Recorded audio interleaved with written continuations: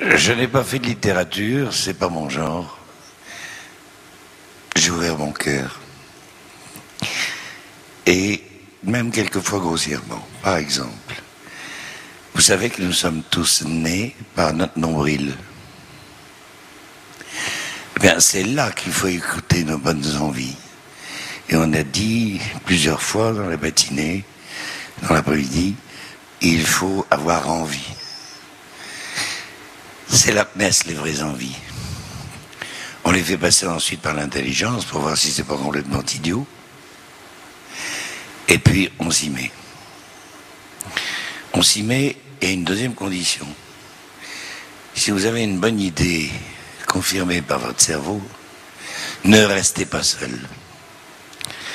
Et je me permets tout de même de dire que le plus grand risque que j'ai pris, et alors que nous étions tout petits et même inexistants, c'est que j'ai partagé ce risque avec Marc Sainte-Olive. Nous avons pris le pari de faire équipe. Sans Marc, il n'y aurait aujourd'hui ni ne entreprendre, ni raison d'entreprendre. Et toutes les bonnes idées que nous avons construites et répandues, nous savons plus qui de lui ou de moi les avons eues, car ça a toujours été ensemble.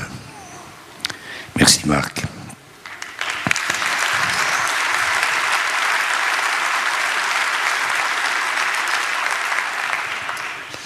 Je n'ai pas écrit, mais je dis souvent, alors je le répète, c'est ce qu'on regarde qui se développe. Il faut avoir un œil bienveillant pour ses enfants, pour ses conjoints, pour ses collaborateurs, pour tout le monde. Parce que c'est ce qu'on regarde qui se développe. Si on est malveillant et qu'on voit le mal, tout d'un coup, on se dit qu'on est entouré de crottes. Bien sûr, il n'y a que ça qu'on regarde. Donc, pour bien progresser, il faut tous être bienveillants. Les grandes entreprises, alors je reprends beaucoup du texte que j'avais écrit, un certain nombre d'entre vous y étaient, la Légion d'honneur que j'ai eue en 2001. Les grandes entreprises disposent d'un capital de savoir d'expérience considérable. Elles peuvent aider à la création d'entreprises en mettant ce capital incorporel au service des créateurs et de ceux qui les accompagnent. Cela contribue ainsi à mettre du sens à l'intérieur de l'entreprise.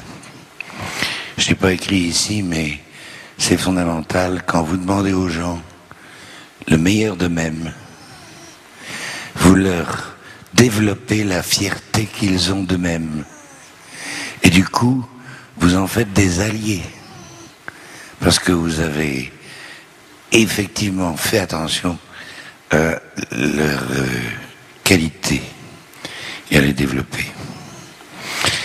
Derrière la création d'entreprise, il y a aussi un véritable enjeu de société. En effet, accompagner de plus en plus de créateurs, ce n'est pas simplement contribuer à créer de la richesse et des emplois, c'est permettre à de plus en plus de citoyens d'être propriétaires, entre guillemets, de leur travail et de leur avenir, d'être responsables. Ça, c'est du Marc Sainte-Olive tout caché. Bon, c'est donc aussi un enjeu de démocratie économique, car c'est contribuer à susciter des milliers de nouveaux petits pouvoirs économiques. Il faut souligner que ce ne sont pas les hommes, les femmes, les créateurs, les entrepreneurs qui font la vie.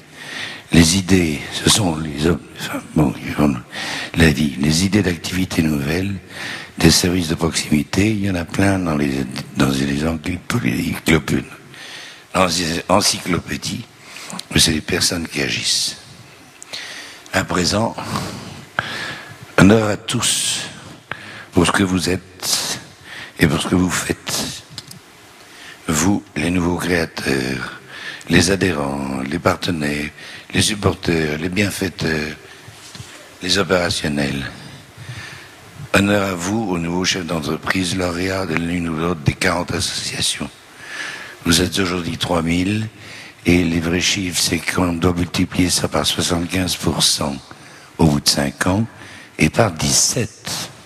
Ça fait effectivement qu'aujourd'hui, l'ensemble est environ de 40 000 personnes.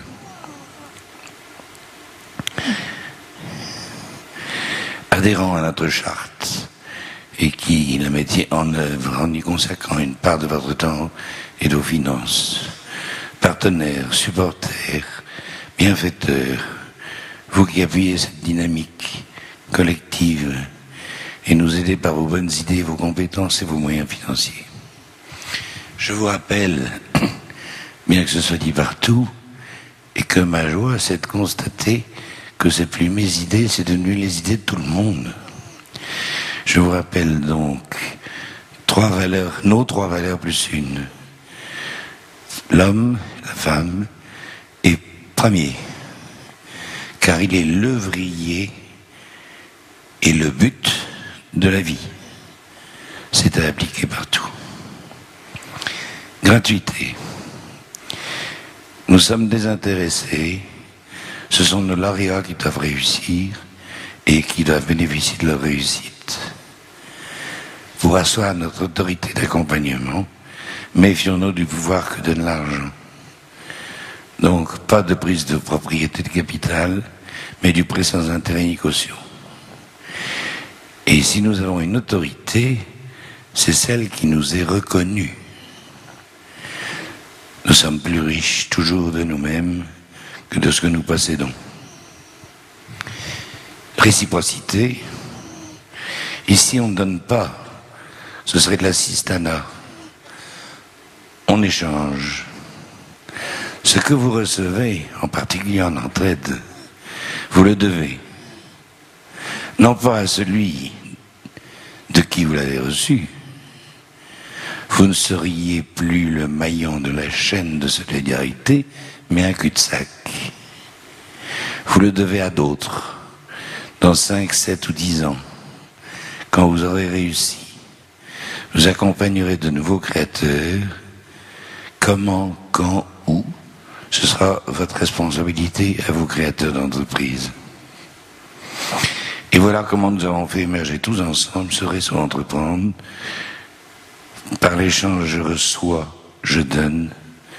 Permettre à des chefs d'entreprise de rester créateurs en aidant les créateurs à devenir chefs d'entreprise.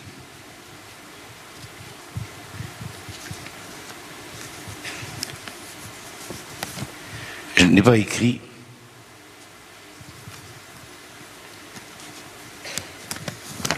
Mais je constate un peu partout pourquoi les gens sont là.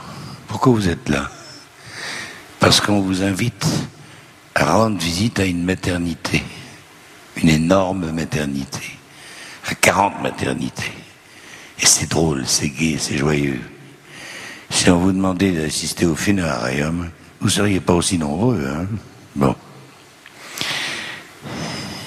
J'ajouterai une dernière caractéristique.